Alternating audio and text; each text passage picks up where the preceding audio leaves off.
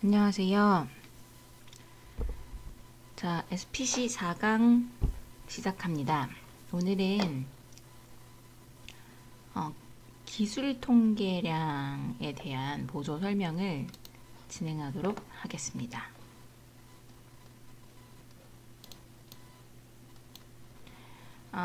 기술 통계량이라고 하면 뭔가 싶은데 저희가 이제 통계라는 거를 배울 거잖아요. 근데 이 통계에서 하나의 숫자로 나타내어지는 값들을 말하는데요. 단순히 숫자 하나가 가지는 의미들이 각각 가지는 의미들이 있어서 그 통계량 하나로서 이 모집단을 추정할 수 있는 거라고 보시면 됩니다. 저희가 가장 대표적으로 이용하는 기술 통계량 중에 하나가 바로 평균입니다. 평균은 누구나 너무 잘 아시죠? 굳이 설명을 여기서 하자면 모든 관측된 데이터를 관측한 횟수로 나누어준 값 이상치의 절대적인 영향을 받은 이렇게 보조 설명까지 해줬나요? 자, 반에 40명의 친구들이 있어요. 그 친구들의 키를 전부 다 재고 자, 키 값을 더한 다음에 40명으로 나눠주면 평균을 구할 수 있겠죠. 이게 바로 우리가 흔히 말하는 평균이죠. 그래서 가장 많이 사용합니다. 길게 설명하지 않겠고요. 두 번째가 절사평균입니다. 평균의 단점을 포함하기 위해서 변형된 형태를 취하는데 자료를 순서대로 나열한 후 양 끝에 일정한 개수를 제외하고 평균을 구하는 방법이다. 올림픽 체조 경기, 피겨스케이팅의 심판의 편파적인 판정을 방지하기 위해 사용한다. 절사평균을 가끔 사용할 때가 있는데요. 제가 경험한 예를 들어보면 시편을 제작했어요. 예를 들면 인장 강도를 측정한다. 또 강도를 측정하는데 시편을 제작했는데 시편을 항상 제작할 때 불순물 없이 깔끔하게 제작이 되면 각각 측정한 데이터가 아주 튀는 값이 나오겠지만 가끔 시편을 제작을 잘못해가지고 이렇게 찢겨졌어. 그래서 3개의 5개를 측정했다. 5개 시편을 측정했는데 어떤 하나가 인상강도 값이 현저히 낮게 나온 거예요. 이럴 때 평균을 구하면 어떻게 되죠? 이 현저히 낮은 인상강도의 값이 전체 영향을 받겠죠. 그래서 이런 것들을 제외하고 평균 값을 구해요. 그런 경우를 우리가 절사평균을 구한다라고 해요. 혹은 여기서도 너무 당연한 예시를 들어놨잖아요. 올림픽 체조 경기나 피겨스케이팅 할 때 가장 낮은 점수 제거하고 가장 높은 점수 제거하고 나머지 사람들에 대해서만 평균을 내죠. 그걸 절사평균이라고 해요. 이상 데이터를 제거해줍니다. 중앙값은 뭐냐면요. 관측된 데이터를 크기 순으로 정렬했을 때 가운데 위치한 값이에요. 자, 한번 볼까요? 예를 들면 반아이의 키를 쟀어. 자, 100이야, 120이야, 100이야, 103이야, 계속 다 써야겠구나. 105야, 107이야. 평균을 구하면 다 더한 다음에 5개로 나눠야겠죠. 근데 중앙값은 뭐냐면 가운데 있는 값, 중앙에 있는 값, 103. 이걸 중앙값이라고 하죠. 중앙값도 사실 어떤 이상값을 제거할 수가 있어서 많이 사용합니다. 우리가 그 엑셀에서는 메디안이라는 함수를 사용해요. 메디안 값을 치면 중앙값을 계산을 해줍니다. 그런데요, 만약에 중앙값이 없어요. 왜? 데이터 개수가 짝수예요. 이런 경우는 어떻게 진행하나요? 짝수, 중간에 없어. 이런 경우 어떻게 하시냐면, 자, 가운데죠. 이거 두 개를 더해요. 2로 나눠요. 이게 중앙값입니다. 자, 소수점이 나올 수 있겠죠? 나올 수 있나? 정수만 안 나오겠네. 최빈값 관측된 데이터 중에서 빈도수가 가장 많은 값. 여긴 빈도수가 가장 많은 값이었구나. 여기 102가 하나 더 있었어. 102가 하나 더 있어. 그러면 하나, 둘, 셋. 민수가 가장 많은 값. 자, 뭐라고 해요? 이거 자체를 사용하지 않아요. 보조용으로만 사용해요. 이 데이터가 주는 값 자체가 어떤 대표적인 걸 나타내지 않기 때문에 그래요. 보조용으로만 사용합니다. 분산 및 표준 편차. 여기까지 4개에는 중심을 나타내는, 데이터의 중심을 나타내는 통계량이었어요. 자, 여기서부터는 뭐 중심이 아니야? 퍼짐의 정도. 퍼짐을 나타내는 데이터들이에요. 분산 및 표준 편차. 너무 많이 알죠? 분산 및 표준 편차. 평균 값으로부터 자료들이 떨어진 거리 및 그 제곱. 자, 거리 및 그 제곱입니다. 제곱이 분산이고 거리 자체는 표준 편차예요. 이거는 다 중학교 때 배우죠. 왜 평균이 있으면 데이터가 얼마나 퍼져 있는지. 그죠? 거리를 제곱해서 루트를 씌워가지고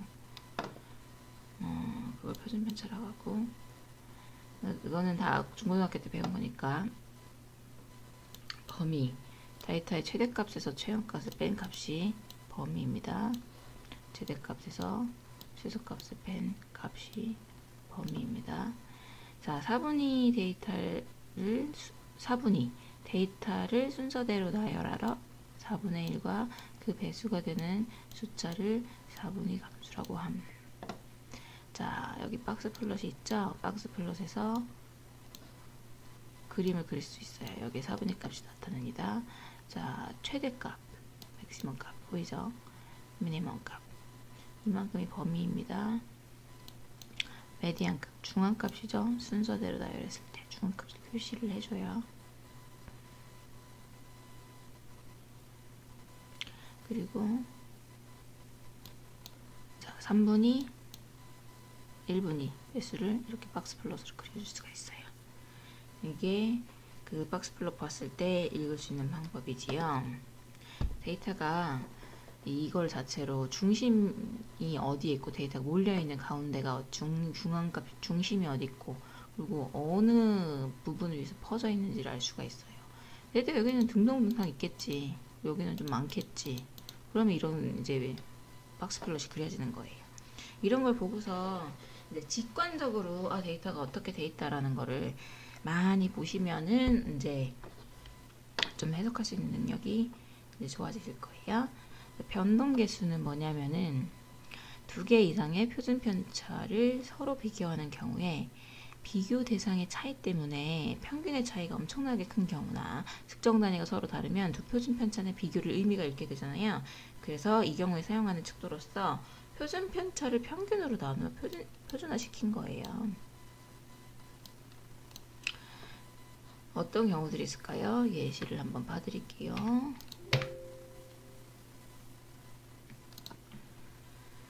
자, 측정 단위가 그램수인 측정치 A와 측정 단위가 센티미터인 측정 B의 3포 정도를 비교하려고 할 때 A의 평균이 200g이고 표준 편차는 5g이었대요. 그리고 B의 평균은 50이고 표준 편차가 2였대요. 자, 이때 계산을 해볼 수가 있죠.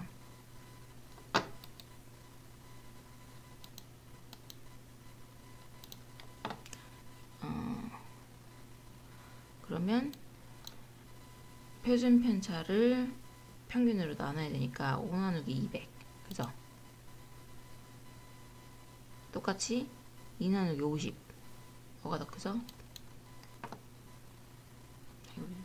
펜을 같이 사용할 수가 없네.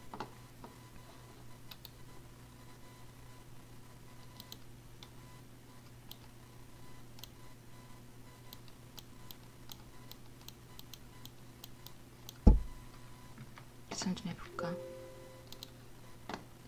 200 50이구나. 자, 이거는 메모법 어디다 계산해야 돼 이거. 하는 방법을 모르겠어요. 아직 유튜브 초보라 여기다 계산할게요. 자, 표준 편차를 평균으로 나누어 표준화 시킨 거예요.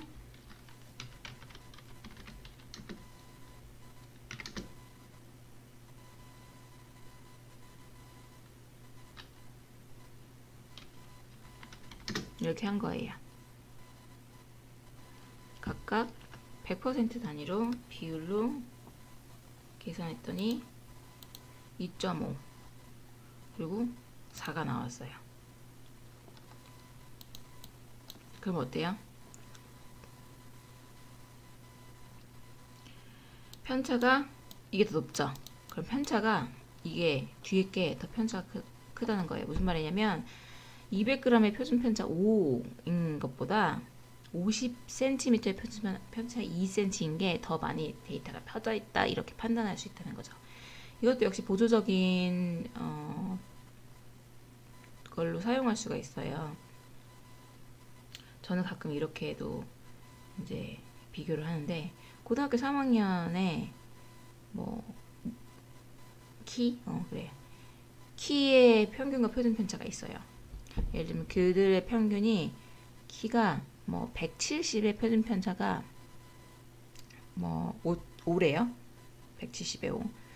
그리고 초등학교 1학년의 키와 표준 편차가 있어요. 얘네들은 100cm의 표준 편차가 뭐 예를 들면 1.8이래요. 평균이 다르잖아요. 이렇게 비교할 때 그러면 보통 초등학교 1학년 애들이 키가 들쭉날쭉한 거예요. 아니면 고등학교 3학년 애들이 키가 들쭉날쭉한 거예요. 이것도 비교할 때 가끔씩 이런 걸 쓰긴 하죠. 보조적인 단위로 단순히 직감적으로 데이터의 퍼짐 정도를 두 다른 그룹에 비교할 때 이렇게 쓸 수가 있습니다. 저는 가끔씩 좀 유용하게 사용되었을 때가 있었던 것 같아요.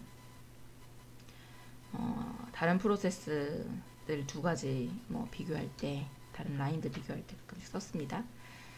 아예 다른 스케일을 사용하는 공정에서도 그런 표준 편차 비교할 때 표준 편차가 어디가 더 공정이 안정화되어 있느냐 상대적인 비교값을 했을 때 물론 당연히 CPK나 이런 걸로 볼 수 있겠지만 직관적으로 쓰는 데이터를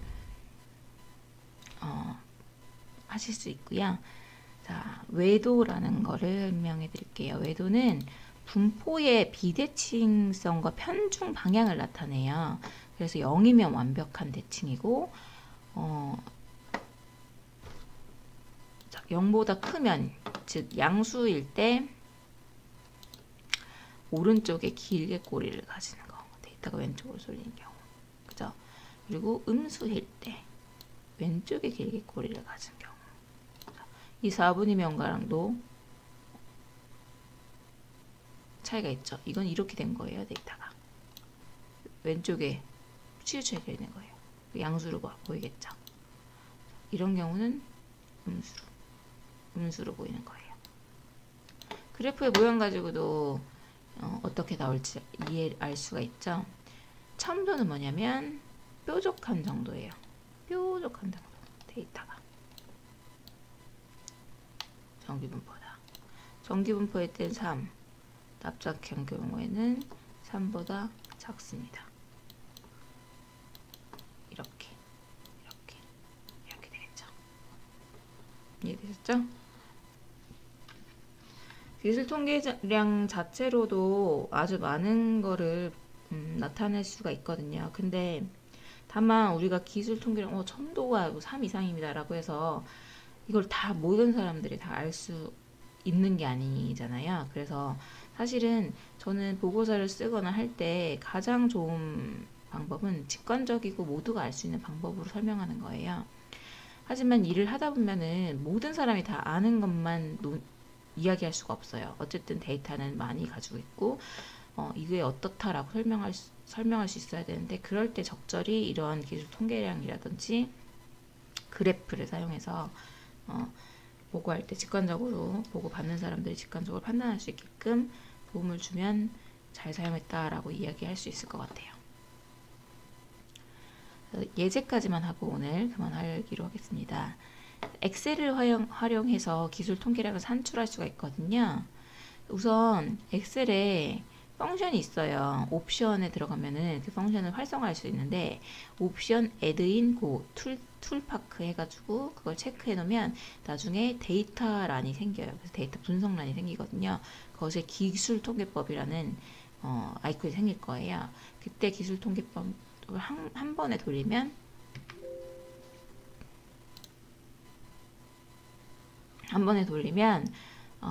기술통계량을 구할 수가 있어요.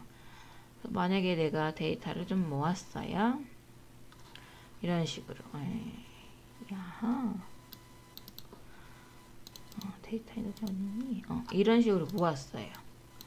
어떤 펄스가 있고, rain, smokes, sex, weight, height, activity 이런 데이터가 있어요.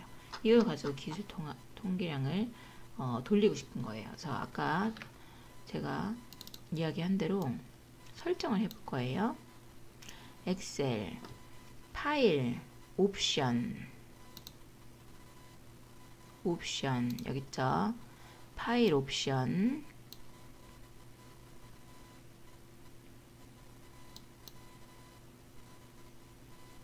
추가 기능 가볼까요? 자, 애드인 이거 지금 버전이 달라서 그래요. 이거 버전이 뭐지? 어디 갔다가 돌아왔습니다. 아직 동영상 편집을 못 배워가지고 정신 없습니다. 사실 다 연습으로 찍는 거니까 나중에 기회가 되면 편집해가지고 좋은 퀄리티로 올릴 수 있겠죠. 많은 양해 부탁드리고요. 지금 엑셀에서 찾는 법이 파일로 들어가면 옵션이 있어요. 옵션을 클릭한 다음에 거기 보면 추가 기능이라고 있을 거예요. 그래서 추가 기능에서 이걸로 볼까요? 그래서 여기서 보면은 분석 도구였나? 기다려보셔요. 저도 기억이 가물가물해요. 툴감. 그러면은 데이터에 가면 데이터 분석이라고 있어요. 아까 제가 그 애드인 추가했죠. 거기 보면 기술 통계법 있잖아요. 그걸 돌릴 건데 기술 통계법은 그럼 내가 이제 하고 싶은 데이터가 이게 모아 있는 데이터가 있을 거 아니에요. 그거를 지정하고 첫째 행 이름표 사용을 클릭하면은 이거를 이름표로 인식을 할 거예요. 그래서 돌리면 이제 새로운 시트로 아까 변환하겠죠. 거기서 이렇게 보면은 이런 데이터들 평균 아까 제가 설명했던 그런 내용들을 쭉 나와요. 이걸 보고서 해석할 수 있어요. 이 펄스 1에 대한 평균은 72.8이에요. 표준 오차는 1.14. 중앙값은 71. 평균이랑 확실히 다르게 나오죠. 그리고 이렇게 정수로 나오죠. 왜냐면 가운데 있는 숫자 그걸 읽어주는 거예요. 그냥 최빈값이 68이래요. 68이라는 데이터가 제일 많았다는 얘기예요. 표준 편차는 11.00. 여기 표준 오차 우리 안 배웠는데 이 표준 오차가 나왔네요. 분산, 첨도, 마이너스 값이 뭐라 그랬어요? 이렇게 되어 있는 거라고 했죠. 왼쪽에 꼬리 긴 거. 외도 3보다 작죠. 그리고 3보다 작은 뭐라 그랬어요? 퍼져 있는 거라 맞나? 전기분포보다 맥시멈에서 미니멈 뺨값, 최소값 최대값 52 나오네. 전체 합 관측수 92. 전체 합을 관측수 92로 나누면 평균이 나오겠네. 외도랑 첨도는 이거 내가 다음에 수정해가지고 자료를 다시 업데이트 해야겠구만요. 이거 참 쉽지 않네요. 이렇게 오늘은 마치도록 하겠습니다. 다음 주에는 관리도를 시작하겠습니다. 끝.